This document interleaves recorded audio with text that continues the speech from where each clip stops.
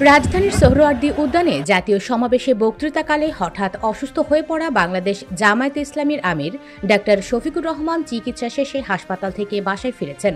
বাসায় ফিরে নিজের শারীরিক সবশেষ অবস্থার কথা জানিয়েছেন তিনি। শনিবার ১৯ জুলাই রাত ১১টায় নিজের ভেরিফাইড ফেসবুক পেজে দেওয়া এক পোস্টে তিনি তার শারীরিক অবস্থার কথা জানান। পোস্টে তিনি লেখেন, আলহামদুলিল্লাহ, এখন আমি অনেকটাই সুস্থ। হাসপাতালে প্রয়োজনীয় পরীক্ষা নিরীক্ষার পর বিশ্রামের জন্য বাসায় এসেছি। আমার এই সাময়িক অসুস্থতার কারণে আজকের সমাবেশে যে বিঘ্ন সৃষ্টি হয়েছে, আমি তার জন্য আন্তরিকভাবে দুঃখিত।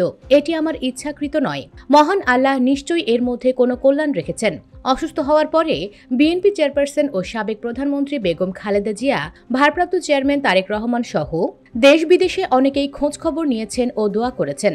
হাসপাতালে স্বল্প সময়ে থাকাকালীন বিএনপি মহাসচিব মির্জা ফখরুল ইসলাম আলমগীর, স্থায়ী কমিটির সদস্য ডক্টর আব্দুল মঈন খান, প্রধান উপদেষ্টার প্রেস সচিব শফিকুল আলম, ইসলামী আন্দোলনের মহাসচিব মাওলানা ইউনুস আহমদ সহ নেতৃবৃন্দের একটি টিম, খেলাফত মজলিসের আমির হজরত মাওলানা আব্দুল বাসিত আজাদ, মহাসচিব অধ্যাপক ডক্টর আহমদ আব্দুল কাদের এবং খেলাফত মজলিসের অন্যতম সিনিয়র নেতা আহমদ আলী কাশেমি, খেলাফত আন্দোলন, এনসিপি, জমিয়তে ওলামায়ে ইসলামের সম্মানিত নেতৃবৃন্দ তারাও সরাসরি খোঁজখবর নিয়েছেন।